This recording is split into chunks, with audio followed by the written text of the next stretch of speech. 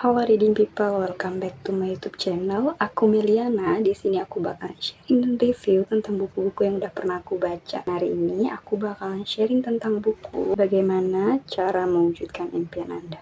Buku ini ditulis oleh David J. Schwartz. Beliau adalah seorang penulis Amerika, pembicara motivator, dan pakar pengembangan kepemimpinan. Tiap orang pasti punya impian. Bahkan dari kecil, kita sudah memiliki impian tersendiri. Impian ini sangat penting agar kita tidak kehilangan arah dalam hidup. Cara setiap orang dalam mencapai atau mewujudkan impiannya itu bermacam-macam. Ada yang dimulai dari menentukan goals, fokus pada objek, membuat rencana, dan lain-lain. Dalam buku ini, David J. Schwartz mengajarkan kita bagaimana sih cara mencapai atau mewujudkan impian tersebut. Tidak hanya langkah-langkah, namun cerita pengalaman orang-orang yang telah berhasil mencapai impiannya menggunakan filosofi tersebut. Ada 11 filosofi yang bisa kita pelajari dalam buku ini yang diajarkan oleh David J. Schwartz. Yang pertama, berpikir lebih banyak tentang memperoleh lebih banyak. Yang kedua, lihatlah lagi, Anda bisa membuat diri Anda lebih baik. Yang ketiga, bagaimana membuat orang lain membantu Anda untuk menang. Keempat, beri pikiran Anda informasi penghasil kesuksesan dan berhasillah. Kelima, jika ingin memperoleh lebih banyak, berilah lebih banyak. Yang keenam,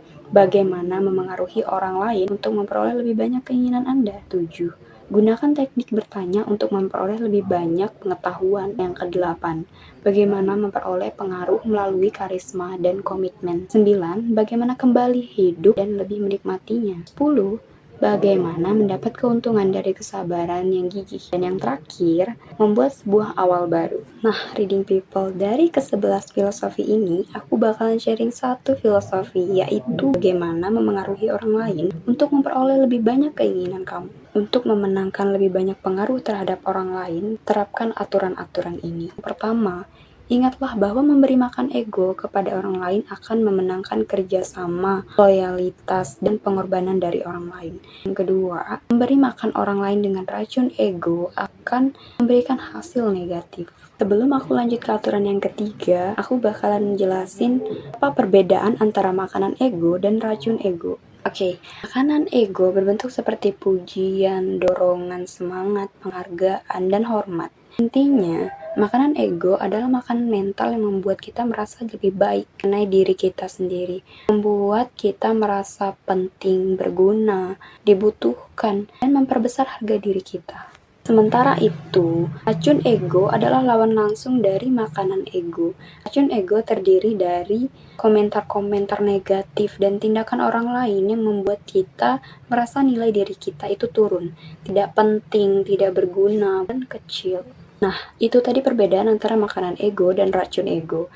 Next, kita lanjut ke aturan yang ketiga, yaitu pujilah kecerdasan orang lain dan Anda akan memanfaatkan kemampuan mental mereka untuk tujuan-tujuan yang bernilai.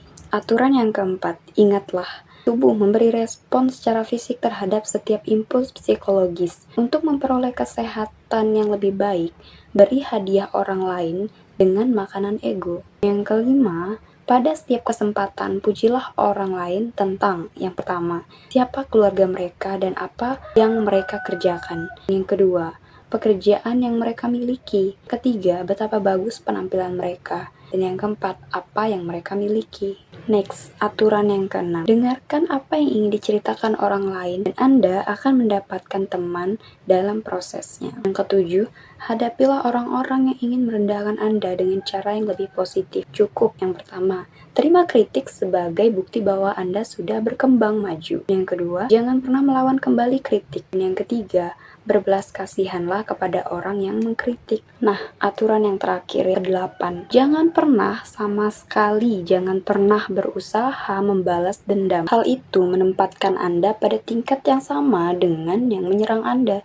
Nah, reading people, aku yakin dengan membaca buku ini akan memperluas pandangan kita tentang bagaimana cara mewujudkan impian kita dengan mencontoh orang-orang yang telah sukses karena menerapkan filosofi yang terdapat dalam buku ini. Paling tidak, ini akan membawa kita ke pikiran yang lebih positif untuk kita mewujudkan impian kita. Yuk, sekarang laksanakan proses mimpi Anda dalam tindakan. Bagaimana mewujudkan impian Anda benar-benar membantu memperoleh apa yang Anda inginkan. Nah, reading people, sekian sharing dan review buku dari aku. Kalau kalian suka sama videonya, jangan lupa like, share, and subscribe videonya. Dan jangan lupa untuk komen di bawah. Next, buku apa lagi yang bakalan aku sharing. Thanks for watching, happy reading, and bye-bye.